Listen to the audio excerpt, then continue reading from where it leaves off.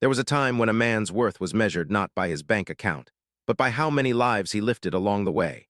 And what happened to Marcus Webb on Family Feud would make every single person in that studio and millions watching at home stop, think, and ask themselves one simple question. When was the last time you gave up something you loved for someone who needed it more? Steve Harvey had hosted this show for over a decade. He thought he had heard every kind of story. When a quiet, 44-year-old man from Columbus, Ohio stepped up to that podium, Steve wasn't prepared for the truth that was about to come out. Because Marcus Webb didn't come to win money for himself. He came because 23 kids in his neighborhood were depending on him, kids who had nobody else. And when Steve found out why this man had walked away from a six-figure career to spend his mornings on a cracked asphalt basketball court coaching strangers' children for free, he couldn't hold it together. Neither could anyone else in that room. Marcus Webb was 44 years old.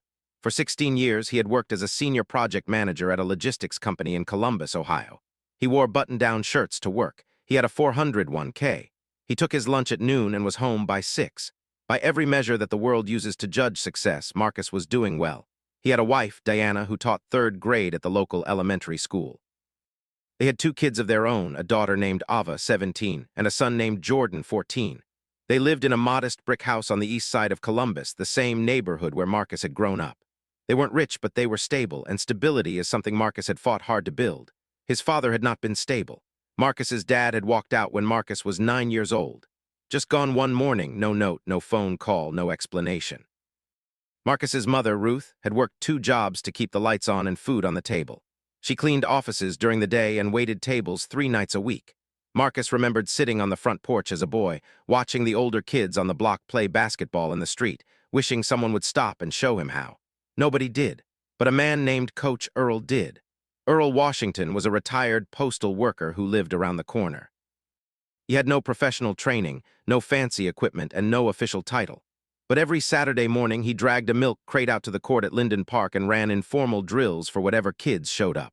He taught Marcus how to dribble, how to pass, how to play through being tired. More importantly, he showed up, every single week without fail for 6 years. Marcus always said that Coach Earl saved his life. Not dramatically, not in a single moment, but slowly over hundreds of Saturday mornings. The discipline he learned on that court carried him through high school, through college on an academic scholarship, and all the way to a steady career and a family he was proud of. Coach Earl passed away in 2019, and that was when something shifted inside Marcus Webb. He started noticing things he had always been able to ignore before. The court at Linden Park, his court, Earl's court, had been taken over by older teenagers. The young kids had nowhere to go. The neighborhood had changed. More single-parent homes, more fathers who were gone either by choice or by circumstance, more boys standing at the edge of the court with their hands in their pockets, watching, waiting for someone to invite them in. Nobody was inviting them in. Marcus started going to the park on Saturday mornings, just to watch at first. Then one Saturday he brought a ball.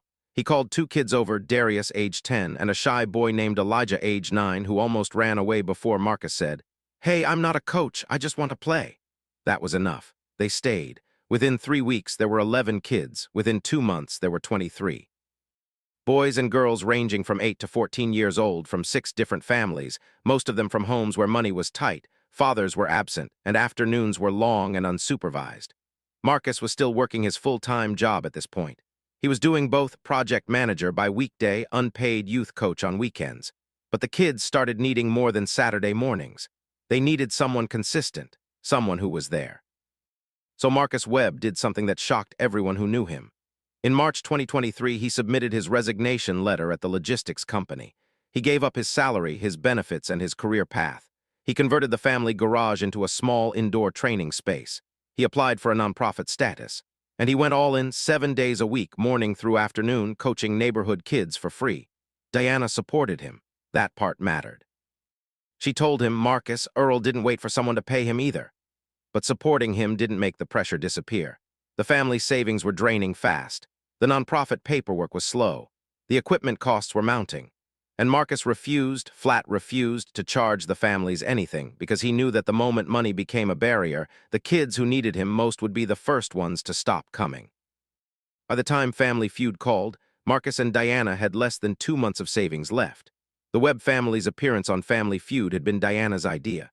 She had seen a segment online about how the show accepted applications, and she had filled out the form herself one night after Marcus had fallen asleep on the couch, exhausted after a 12-hour session at the court. She did not tell him until the call came through. When she showed him the email, Marcus had stared at it for a long time. Then he had laughed, a real, tired, relieved kind of laugh. "You sneaky woman," he said. She had smiled back. "Earl didn't wait for someone to hand him a plan, Marcus. Neither should we." So the Webb family prepared. Diana, their daughter Ava, son Jordan, and Diana's brother Terrence made up the team. They practiced at home in the evenings. They studied previous episodes. They quizzed each other over dinner. It was the most fun the family had had together in months, and everyone knew it, even if no one said it out loud. But underneath the preparation, the pressure was very real. Marcus had done the math. If they won nothing, they could make rent for 6 more weeks. Maybe 8 if they cut everything back to bare minimum. The nonprofit was getting small donations from local families, $5 here, $20 there. But it wasn't anywhere close to what they needed to keep the program running through the summer when the kids were out of school and needed the structure most. 23 kids. He kept thinking about that number. 23 kids who showed up every morning. Darius, who had been held back a year and whose mother worked nights. Elijah, who barely spoke when Marcus first met him and now led the team warm up every day without being asked. A 13-year-old girl named Simone, who was already one of the best young athletes Marcus had ever coached, and who had told him matter-of-factly that she was going to play college basketball, the first person in her family to go to college at all. These were not abstract kids. They were real. They were counting on him. And Marcus was not going to let them down without exhausting every possible option first. The day of the taping, Marcus was quiet on the drive to the studio. Diana reached over and held his hand. Jordan, in the back seat, was going through flashcard questions he had made himself. Ava was asleep against the window. Terrence was playing music softly from his phone. Marcus looked out at the highway and thought about Earl. He thought about the milk crate. He thought about what it had meant to have someone show up, week after week, asking nothing in return. He thought about Elijah, who had cried one morning after practice, quietly, so nobody would see, and when Marcus had walked over and sat with him on the bench, the boy had said, "My dad didn't come to my game again." And Marcus had not known what to say, so he had just sat there, shoulder to shoulder, until the crying stopped. Some things you can't fix, but you can stay. That was what Earl had taught him. You stay. When the Webb family walked onto the Family Feud stage, the audience responded warmly. They were easy to root for, a solid, close-knit family with genuine energy. Marcus stood tall in a neat blue blazer that Diana had pressed that morning. He smiled at Steve Harvey with the kind of smile that comes from a man who has learned not to waste energy on nervousness. Steve, always reading the room, picked up on something. "Tell me about this family," he said during the pre-game chat. "What do you all do?" Diana jumped in first, the way she always did. "I'm a third-grade teacher. The kids are in school, and Marcus," she paused with a small smile, "Marcus quit his job." The audience reacted with the expected mixture of gasps and laughter. Steve raised an eyebrow. "Quit his job, man? What happened? You lose a bet." Light laughter. Marcus shook his head. "No, sir, I just found something more important to do." Steve studied him. "We are going to come back to that," he said, "because I can see there is a whole story there, but first let's play the feud."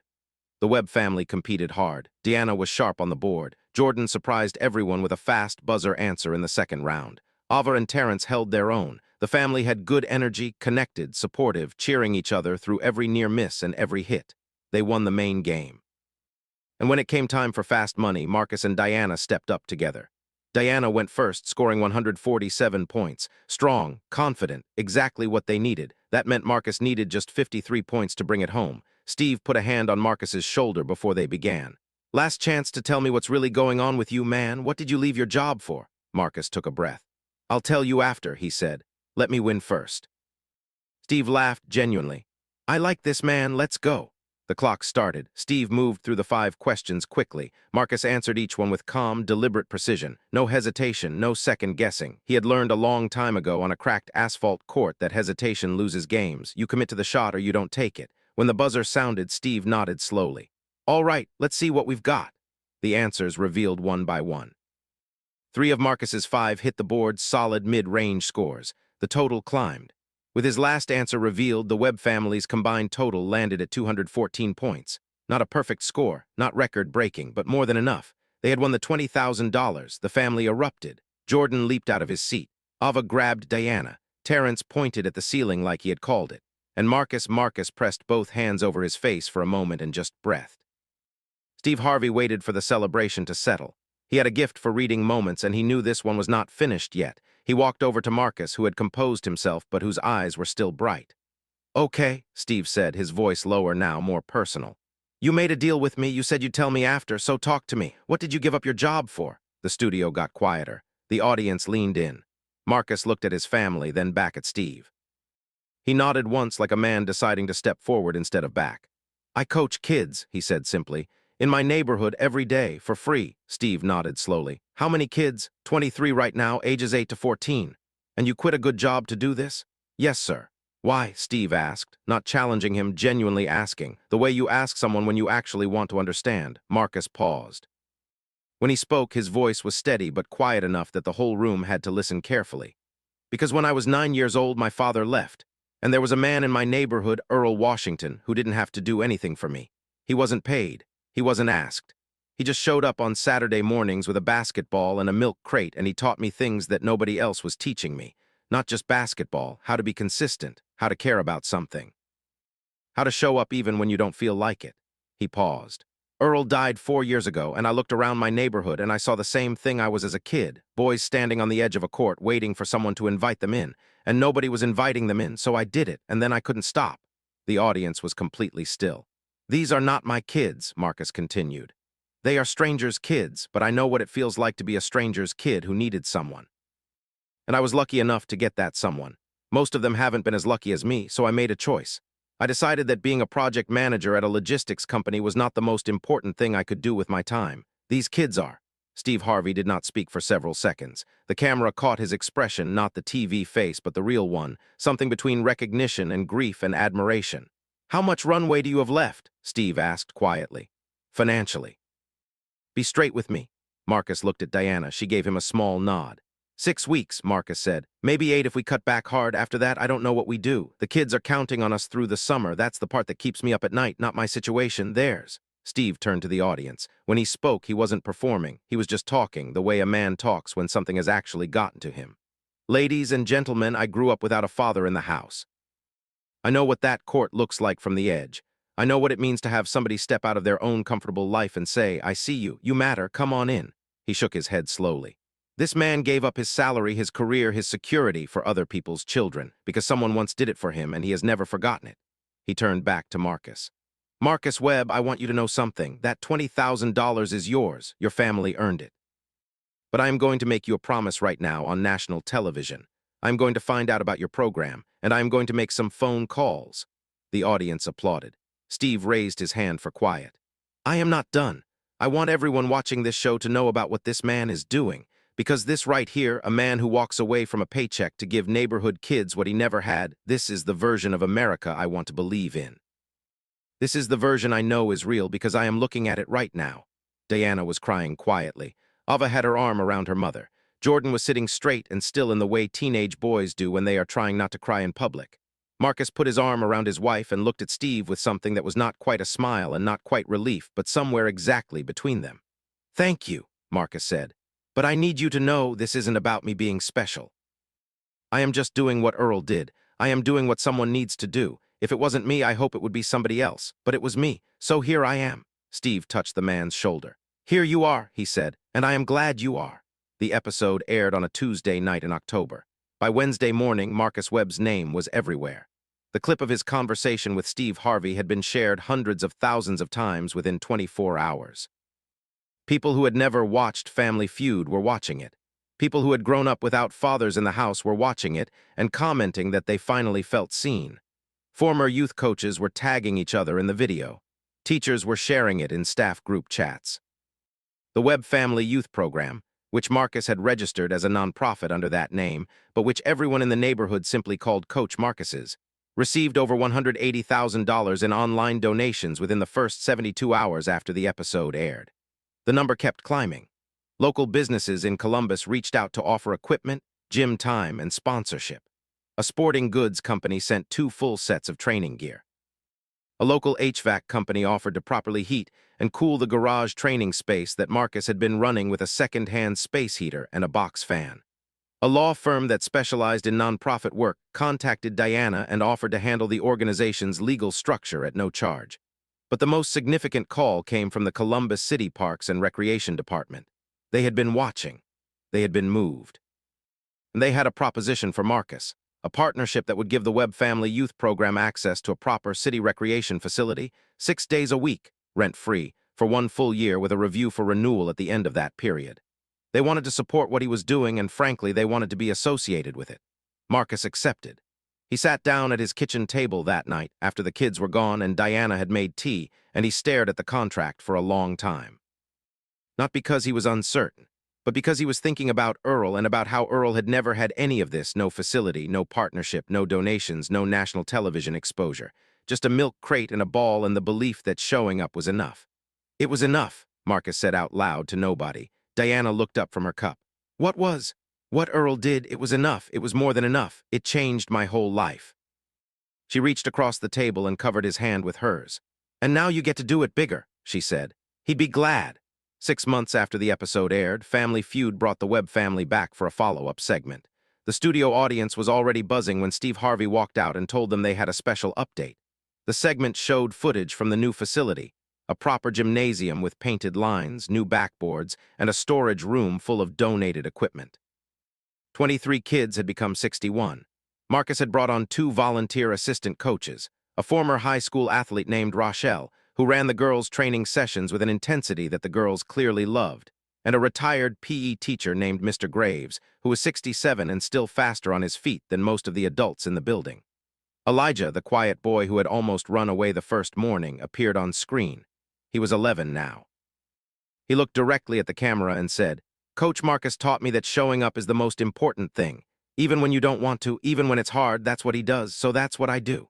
He shrugged like it was simple. Because to him now it was. Simone was still there, taller, sharper. She had been selected for a regional youth basketball showcase, the first kid from her school to receive that distinction in 7 years.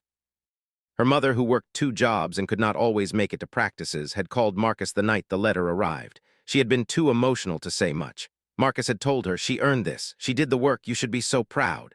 There had been a long pause on the line, then, "I am, and I'm proud of you too, Marcus. Thank you for being there when I couldn't be."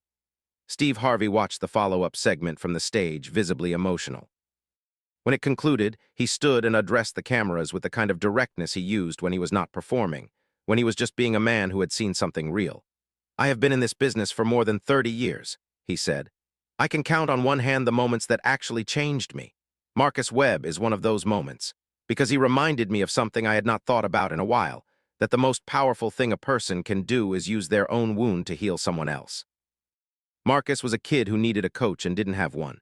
And instead of being bitter about it, he became the coach. That is character. That is legacy. He paused.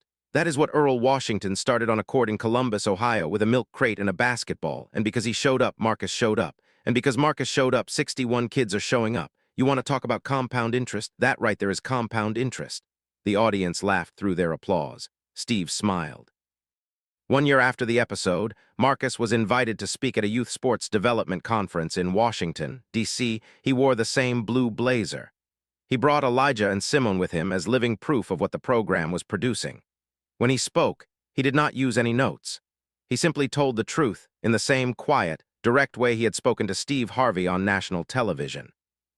He told the room full of administrators, program directors, and funders that the most under-resourced thing in youth development was not money or equipment or facilities.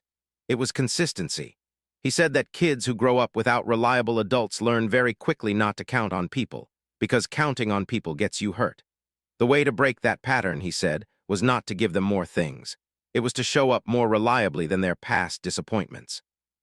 Earl never missed a Saturday, Marcus said. In 6 years, that man never missed a Saturday. That is the whole program. That is the whole theory. Everything else is details. The conference gave him a standing ovation. 3 cities reached out afterward to ask if he would consult on replicating the model in their own neighborhoods. He said yes to all 3. Darius, the first boy Marcus had called over to the court that morning 2 years earlier, made the honor roll at his middle school for the first time.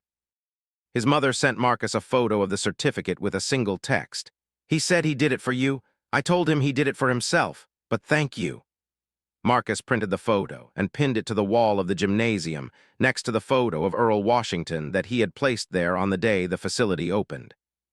The program's operating budget for its 2nd year was fully funded through a combination of private donations, a city grant, and a partnership with a regional health system that wanted to use the program as a model for community wellness. Marcus could afford to pay Rochelle a part-time salary. Mr. Graves refused to take any money. "I am having too much fun," he said. But Marcus bought him a very good pair of coaching shoes, which he wore every single day. 2 years after the Family Feud episode, the Webb Family Youth Program was recognized by the Ohio Governor's Office with a Community Impact Award. Marcus brought the whole team to the ceremony: coaches, kids, parents. Elijah stood in the front row in a button-down shirt that was slightly too big for him, watching Marcus shake hands with the governor, looking like a boy who had just seen the future and recognized himself in it. In his acceptance speech, Marcus said what he always said. What he had learned was the only thing worth saying. "I am not a special person. I'm just a person who was helped, and I did not forget it. Earl Washington helped me, and I have tried to spend every day since he died making sure that help kept moving forward. That is not heroism. That is just what you do when someone gives you something real. You pass it on." He looked out at the room, at Diana in the second row, at his kids, at 61 children who had started the morning with a 2-mile jog, at Mr. Graves in his good shoes, at Rochelle with her arms crossed and her proud coach's expression, and he smiled. "Earl," he said quietly, almost to himself, "look what you started."